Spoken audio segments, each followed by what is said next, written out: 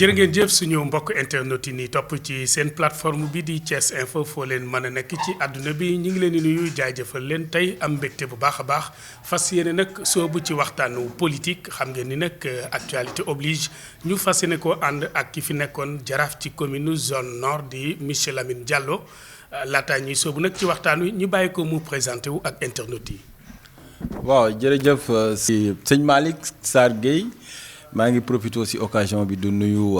toute la population de Thiès et particulièrement celle de Thiès Nord mais également de nuyu toute l'équipe de Thiès Info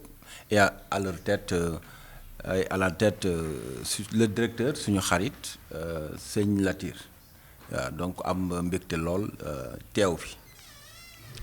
jërëjëf monsieur le maire ci présentation bu bref bu am solo boobule ñu door suñu émission ci benn analyse bu gàtt jëm ci élection yi nga xam ne weesu nañ ko fi muy élection territoriale yi dem nañu local nga fas yéene woon a briguer deuxième mandat yàlla dogal ñu am keneen ku suñu borom désigné mu tàggu ci mairie boobu àndoon nga ko ak say nawle waaye am na ay résultats ak ay jàngat yoo ci def législative également gis nañ la nga doon apparaître de façon un peu mën nañ ni nekkul loo xam ne permanence la woon ci yow ndax bu tayee da nga ñëw suba aussi mën nañ la bañ a gis ci ay activités après législative yi li ngeen doon yaakaar ci député aussi gis leen ko mu mel ni yeewee askan wi na mu yeewee woon local yi noonu la leen yeewee ci législative yi apparemment lan moo mën a justifier sa absence boobaak léegi dégguñu la fenn ci activité Benno wala réew mi fi nga xam ni fi nga fare. waaw d'abord damay leeral que ni local yi déjà comme nu nga ko waxee man ma nekkoon le candidat de la coalition Benno Bokk Yaakaar parce que local yi l'entente politique bi nga xam moo amoon na au sein de la coalition moo doon les 10 maires de l'APR les 10 communes du département ñu bàyyi kook APR les 2 communes du département à savoir Ngoundiane et Noto ñu bàyyi kook AFP et les 4 communes de Thiès ñu bàyyi kook le président Idrissa et que le président Idrissa m'avait fait honneur quand même d'être le candidat de la commune de Thiès Nord local yi lu ci xew na mun naa ne ni c'est pas Yewwi même qui a gagné qui a battu Benno mais Benno qui a défait Benno moo xeex ñun suñu biir c'est des listes par rapport boo ko xoolee ay listes parallèles donc ñun ñoo xeex suñu bopp ba ndërmeelu parce que tey boo xoolee Yewwi local yi lu mu gagné ça ne représente même pas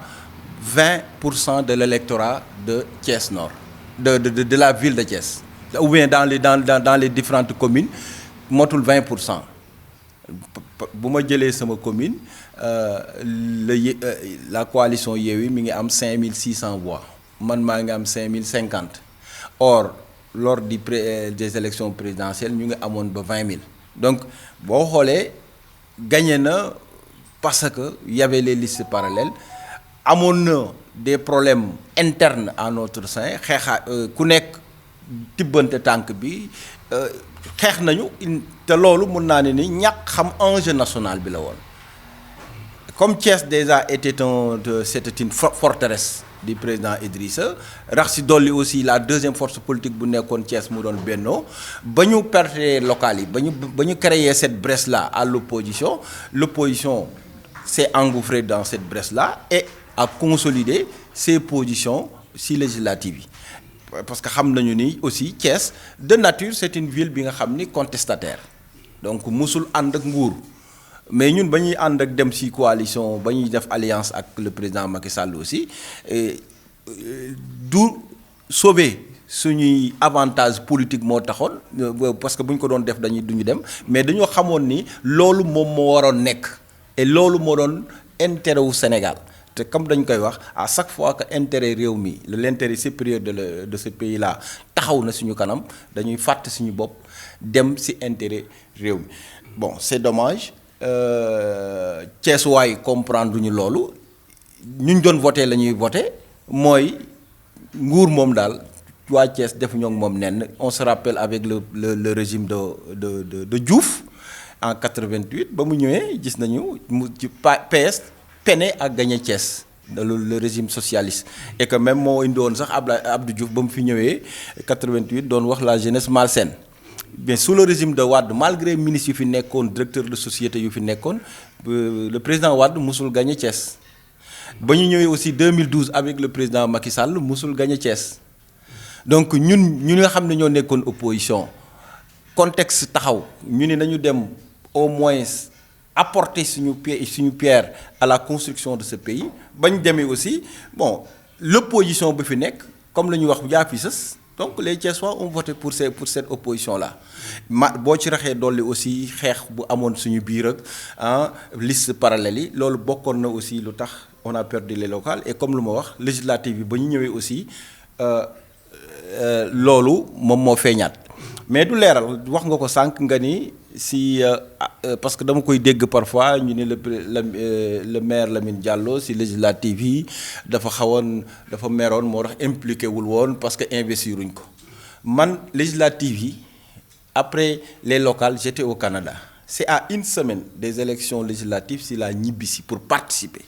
à ces élections te ba may ñibbisi xamoon naa ni je ne serais pas investi parce que j'étais déjà investi comme candidat aux élections locales donc législative yi aussi xamoon naa ni dina serré te xamoon naa ni aussi am na yeneen responsable yi nga xam ni ils étaient aussi valables pour mun a prétendre quand même représenter parti bi. jàpp nga ni galgal yi nga wax ci local yi ñenn bokk ci yéen ci biir réew mi bokk itam ci Benno Bokk Yaakaar doon ko def ngir kenn ku ne bañ sa morom aussi. am ndam ci li nga wax. jàpp nga ni kon loolu mën nañ ko contextualiser ci législative bi. mais législative bi xam nga boo xoolee local ak législative bi 6 mois moo leen séparé munoo ñëw par exemple dans ma commune les listes parallèles yi nga xam ne moo fa nekkoon te ñu bokkoon ci Benno Bokk Yaakaar mais liste parallèle yooyu nan lañ doon campagne mais bu ñu duggee ci kër dañuy wax bu leen woteel bopp fas bi du présenter seen bulletin ñoom. te ils sont dans la coalition Benno Bokk Yaakaar bu leen woteel bopp fas bi bu leen woteel Lamine Diallo ndax mais mënoo dugg ci ay kër di def sa campagne de proximité du leen wax bu leen woteel bulletin bi woteel leen bulletin beneen bu mel nii 6 mois après nga bëggaat ñëwaat ci biir kër yooyu ne leen déedéet léegi bu leen léegi bopp fas bi moo baax mais doo yëpp nit yi donc il faut être cohérent dans la vie et cette incohérence de certains responsables yi nga xam ne ñoom ñoo defoon ay listes parallèles moo ñu coûté cher parce que jàppoon nañu ni à 6 mois après 6 mois bu ñu ñëwaatee waxaat population yi nañu woteel Benno Bokk Yaakaar dinañu woteel mais c'est nit yu kenn moomu leen et loolu moo ñu porté préjudice mais comme man lu may wax personnellement par rapport ak lu nga wax absence ndax teewuma non dañoo amoon stratégie de campagne ci législative yi parce que dama leen ni locales yi caravane lañ doon def ak ay meeting on a vu que on a été défait nañu changer stratégie bu ñuy def na tous les responsables dellu au niveau de leur quartier benn responsable bu mu jóge ci quartier am du dem beneen quartier ne reste quartier am et son seul objectif mooy mu gagner son centre de vote loolu moo doon suñu stratégie de campagne et on a demandé à tous les responsables ñu delluwaat suñu quartier moi je suis à Kër Issa donc normalement kenn du ma gis foofu laa doon nekk du def porte à porte donc kon ku ma parce que amul woon sens que may nekk ci may demaat ñu may gis may déployer mais activité bi nga xam ne bu amoon au niveau communal gis nañ ma fa teew naa fa parce que y a le frère Ousmane Diop bu def meeting gis nañ ma fa et cetera et j'étais de tout cœur avec les investis parce que au niveau de Thiès Nord ki nga xam ne moo doon l'investi au niveau de Thiès Nord c'est le frère Cheikh Gaye que j'ai soutenu parce que c'est un jeune frère qui m'a toujours moomu mus a soutenir et mu nangu toppe ba mbiram jotee aussi gore mooy ma jàppale ko te damay wax ba may jógee à une semaine des élections man maa woo Cheikh Gaye ne ko est-ce que ton dossier est prêt pour ñu investir minimum non mais comment ça ma ne ko non vous êtes le jeune au niveau du département de Thiès bi nga xam ni au niveau de réew mi yow vous êtes le mieux placé pour être investi kon sa dossier dafa war a pare on était à 72 heures moom waaw man maa ko wax ni préparer sa dossier xam nga koo wax na préparer dossier parce que damay dégg sax ñu ni ba ñu investir le jeune frère Cheikh Gaye j'étais dessus ma dem toog te fekk man maa porté sa candidature man maa ko wax préparer sa dossier et jour ba ñuy dem concertation ba au niveau de point dossier mi pratiquement pression laa ko teg pour dossier yu mot kon loolu dama ko doon leeral par rapport ak lii donc la stratégie de campagne lu tax gisuñu ñu mooy stratégie bu ñu adopté woon que chaque responsable reste dans son centre au niveau de son quartier pour gagner son centre de vote loolu moo taxoon gisoo woon boo xoolee ci législative gisoo benn caravane bu am gisoo woon de temps à autre dina doon am meeting mais le focus c'était au niveau des maisons. Madina Fall le quartier de Madina Fall dañ ko découpé woon 20 zones zone bu nekk am une équipe bi nga xam ni moo waroon def les porte à porte donc ñun noonu la ñu demee ci élection législative yi et comme ni nga wax aussi yàlla may ñu ci ndam. justement mu wax nga sànq ni Cheikh Gueye gis nañ ni investir nañ ko ci li nga xam ne moo di législative yi malgré doon na def ay effort ngir mënoon a teewal askan wi rawatina jeunesse su Thiès ca pencum ndawi réew ma ci biir jeunesse su parti réew mi ñu gis ay sorties médiatiques yu bari yoo leen doon def di tiraillewu mais attaques yëpp dañ ko jëmale ci le ministre Yankhoba Diattara lan moo waral loolu. waaw damay laajte sax yan ndaw lañu parce que je crois que tey le ministre des sports Yankhoba Diattara je crois que li nga xam ni moom la yor dans notre parti ça devait être la fierté de tout un chacun chaque responsable politique chaque militant du parti Rewmi loolu dafa waroon nekk li nga xam ni une fierté ndax am na profil bi am na jaar-jaar bi là kenn mënul wax le ministre Diattara amul jaar-jaar bi te tous les sacrifices yu responsable war a mën a def na ko donc am na ay hauts et des bas on se rappelle en 2014 moom moo doon le maire sortant de la ville de Thiès mais pourtant Idrissa dafa defu ko candidat au poste de la commune de la ville de Thiès dafa jël Talla Sylla def ko mais teewul loolu indiwul benn frustration ci moom mu nekk dans les rangs il était au niveau du conseil départemental en tant que premier vice-président donc à chaque fois fépp fu ko Idrissa Seck teg il a été fidèle loyal et je ne pense pas que tey parce que dama koy dégg ñuy wax wéy moom actuellement il est en train il y a un Rewmi bis mais c'est des malhonnêtes loolu mënul nekk un Diattara c'est un fidèle loyal responsable du président Idriss Seck dans le parti Rewmi il y a qu'un seul patron il s'appelle le président Idrissa Seck amul keneen. Je vous fais une confidence quand Diattara a été nommé ministre des sports pour nommer sax son chef de cabinet mais il a fallu mu waxtaan ak le président Idriss Seck pour mu bénir sa poste ne ko ku ñu koy jox bot yeeyoo na ko kon ki nga xam ni du def dara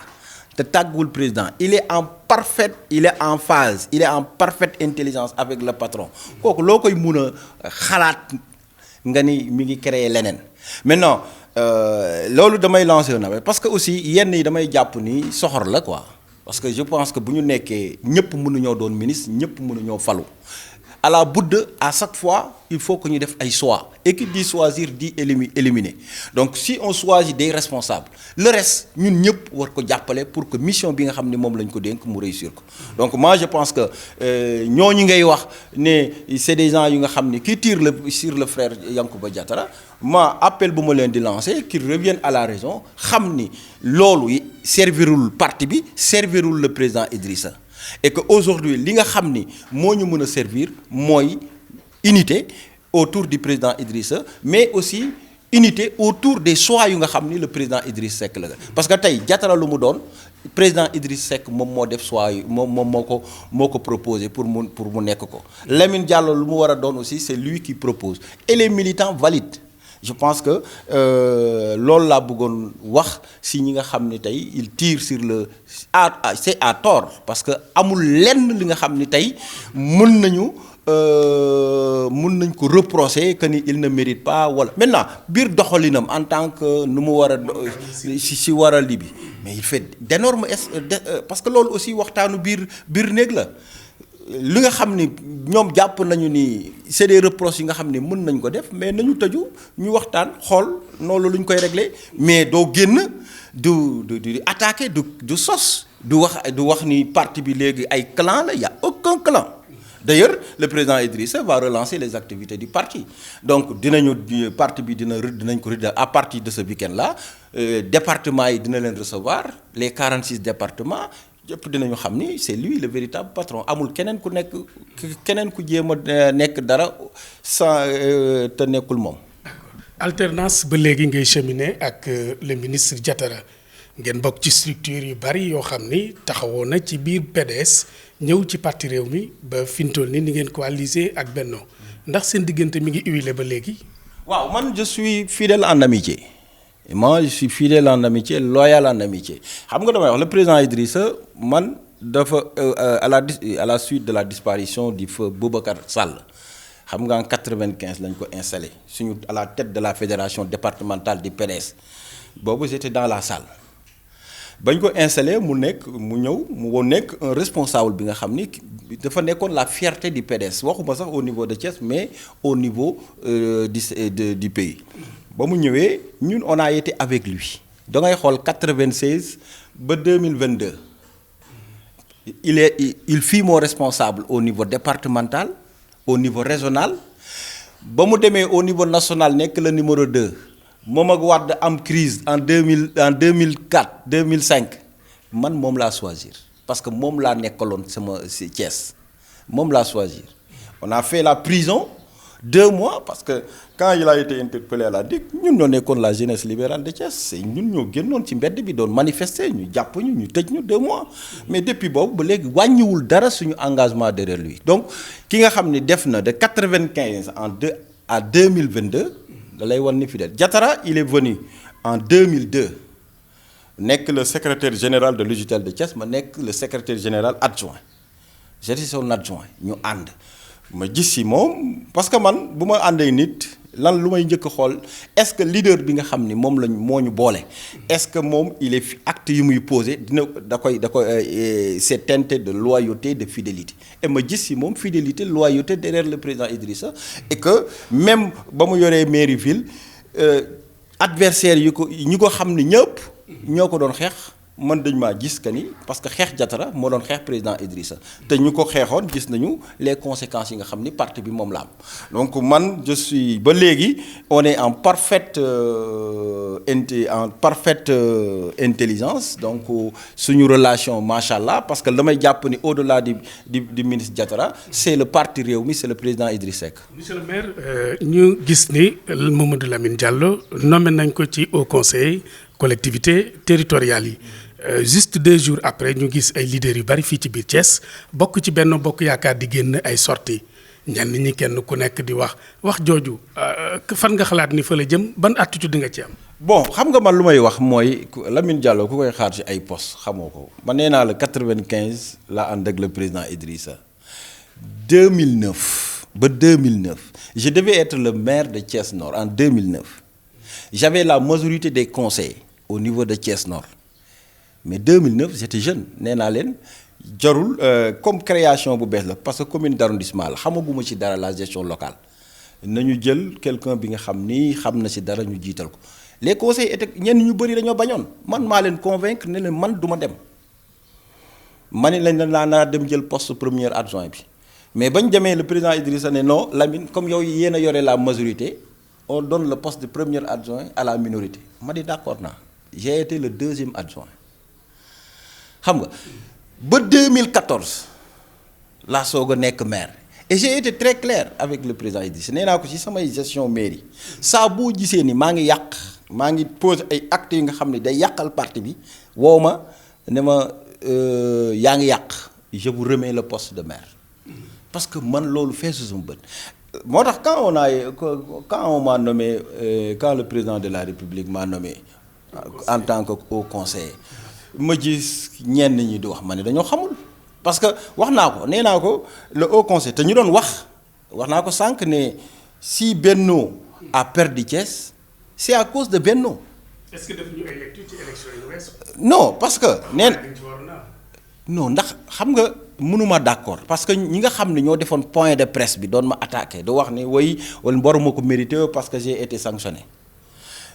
wax naa leen ko parce que ñooñu defoon benn parti Benno la te ñooñu mënuma leen tuddee sax Benno parce que local yi ñoom ñoo nekkoon dans la coalition buntu bi doon ñu xeex doon xas parti bi doon xas Lamine Diallo xam nga donc ñooñu tey boo xoolee wax naa ko nee naa ko local yi waa bunt bi ba ñoom nga xam ne ñoo génn def seen point de presse ne Lamine waruñu ko fal mais nee naa ko ñooñu waruñu leen fal parce que ils n'ont rien contribué à ce parti-là. Au contraire, ils ont participé à la défaite de la coalition Benno Bokk Yaakaar à Thiès Nord. Ñoom, c'est des responsables qu'on doit sanctionner, pas promouvoir. Donc ils n'ont rien à voir. Ils n'ont rien à dire. te lu ñu jàpp ni ñoom moom la ñu am dañuy nax nit yi parce que de local yi mënoo ni man mënoo créer sa parti buntu bi avec ton bulletin de vote ngay dugg ci kër yi du ko wane du wax ni bu ñu woote bopp fas bi nga am 1700 nee nga ñu dem législative bi nga ni da ngaa ñëw ak sa 1700 personnes les 29 bureaux de vote de Madina Fall dama ni local yi man ba ma nekkee tête de liste dañ ma waa Yewwi 235 voix la ñu ñooñu du wax ba ñu ñëwee bàyyi seen bunt bi ñëw ci coalition Benno Bokk Yaakaar ne dañuy indi seen apport mais on nous a devancé de plus de 1000 voix à Madina Fall qu'est-ce qu'ils ont apporté. Donc ñooñu moi je pense que c'est des gens yu nga xam ni qui n'ont pas voix au chapitre parce que dañoo saboter élection coalition Benno Bokk Yaakaar et je pense que mënoo poignarder une coalition ba pare taxawaat du ko jaale du ko ni ñëw ci dëj ba du jooy du wax ni ay lii je pense que loolu moom franchement du ma ci tontu sax lu bëri mais damay wax ni poste bi je l'ai dit et je l'ai répété nee naa leen man sa parti laa nekk quand le poste est sorti mu nekk mu nekk ku ko yor nekk un responsable de Thiès waa Mbacké dañoo gis seen bopp ne voilà lu ñëw rek ñu indi ko Thiès ñun waa Mbacké ñooy ñun ñooy le premier bastion politique de réew mi te gisuñu suñu bopp nekk fa ñenn ñi sax commencé démissionner et j'ai dit au président Idrissa bu fekkee ni calmer waa Mbacké poste baa ngi ni jël ko nga jox leen ko coow li jeex. Moi man xam nga dañoo comprendre man je fais mon job et dem naa parce que yàlla suturaal na ma donc loolu laa bëggoon wax c'est ñu ngi par rapport ak poste bi du lu ma tiital du lu nga xam ni dama si accroché man lu ma amal solo mooy à chaque fois est-ce que sama conscience tranquille na par rapport à mon compagnonnage avec le président Idrissa Seck. Non loolu laa wax Idrissa nee naa ko bu ko ñu ngi mi ngi xool nan la koy mën a nee naa ko man amul problème pour stabiliser calmer waa Mbacké le poste là mën nga ko jël jox leen ko. D'accord monsieur le maire ñu gis ni daanaka transhumance wala sax yenn ci ay leaders réew mi ñu ngi commencé rejoindre le parti PASTEF démb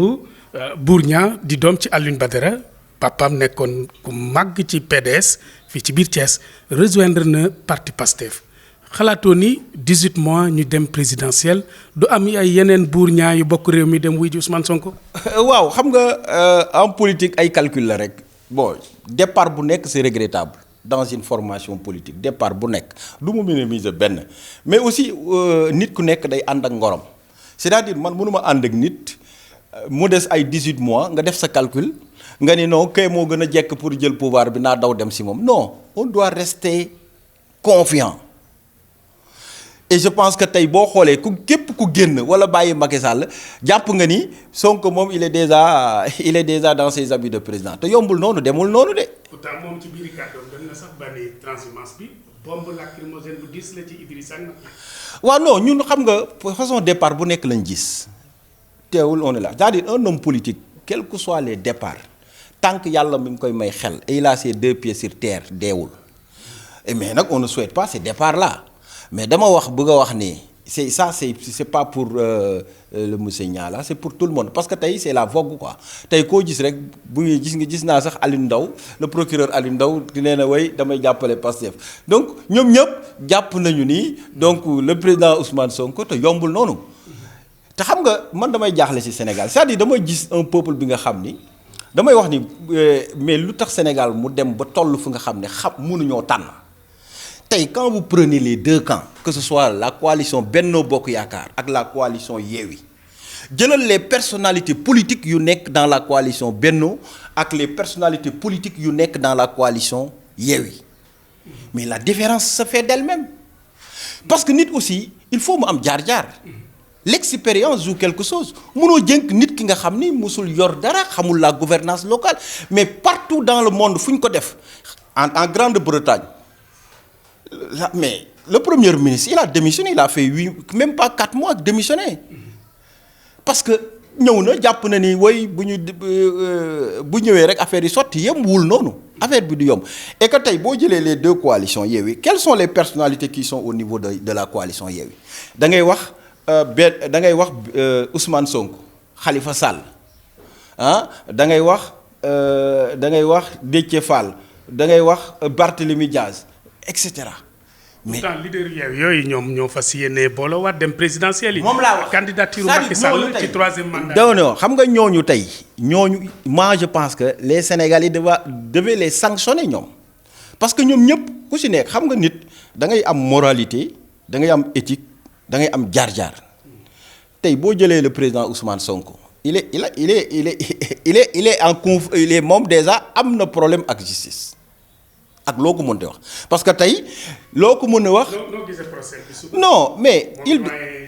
mais dafay parce que c'est un citoyen ordinaire comme tous les autres citoyens à chaque fois devant nos tribunaux il y a des gens qui sont accusés de viol dañuy dem répondre moom mënul def exception il va répondre et si il est coupable il sera sanctionné s'il doit perdre ses droits civiques pour ne pas participer à l'élection il le perdra. parce que loolu mooy réew parce que mënoo ni man personnalité politique là je me permets de tout faire une personnalité politique da ngay xam fooy teg sa tànk kilifa day xam fan lay dem ak fu muy dul dem day xam fan lay waxee ak fu mu dul waxee mais mënoo nekk une personnalité nekk un présidentiable mais tu fréquentes les endroits sordides foofu du placer maasukaay nu ko ñeneen ñi waxee xam nañu donc kooku kenn tegu ko boppam moo ko teg. vous prenez un Barthélémy Diaz bi nga xam ni gis nañu ko quand sa mairie a été attaquée mu yore fusil du dóor ay balles ne leen allez ramasser vos cadavres dans les hôpitaux mais nous sommes dans quel pays si la Cour suprême doit confirmer son verdict mu perdre son mandat de député wala même révoquer au niveau de la mairie c'est normal parce que moo ko def un Khalifa Sall qui a été condamné pour escroquerie mais loolu ñun xam nañu ko man mairie laa yore lu mu def c'est usage de faux escroquerie munoo ñëw ni damaa commandé ceeb ak dugub ñu dem commission de réception ni gisuma dugub gisuma ceeb. donc yooyu c'est des gens yu nga xam ni qui sont dans ce camp là et que ñu bëgg a jël ni ñoom ñoo bëgg a yor et puis ñoom ñoo bëgg a defar réew mi à côté vous avez des hommes d'État. Vous avez un Macky Sall qui a été ingénieur jaar fu nekk vous avez un Amadou Ba qui était le patron de Ousmane Sonko vous avez un Idrissa Seck qui a été à toutes les stations de pouvoir. voilà bu jeexalee ak troisième mandat bi nga xam ne fi mu toll nii jur na coow ci réew mi ndax ñenn ci ay leader ci si biir pouvoir bi ñoom jàpp nañ ni président Macky Sall war naa porter waat candidature am ci troisième mandat bi. am na itam société civile bi ñu ko bañal de même que Yewwi Askan Wi sa gis-gis ak troisième mandat bi ndax jàpp nga ni Macky lu war la ci moom wala. waaw non xam nga ñun man duma ci prononcer gum parce que lu jotagul boo ci waxee aussi je crois da nga yàq sa wax parce que tey le président Macky Sall mi nga xam ni moom la concerné waxagul ni day présenté wu waxagul dina présenté wu kon kooku maanaam du ko njëkk wax maanaam tël gémmiñu sàmm xamoo lu muy walis donc nañu xaar ba qu'il se détermine maintenant nous sommes dans une coalition Benno Bokk Yaakaar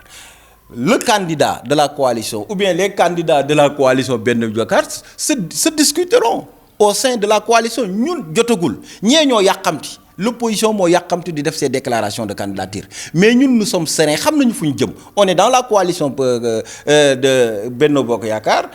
c'est des hommes d'État am na lu nga xam ni moom la ñu nekk du song mooy les préoccupations de nos concitoyens je crois que le moment venu pour ñu mën a prononcer wu très clairement sur le candidat de la coalition Benno ou bien sur les candidats ce moment-là viendra et on va se prononcer.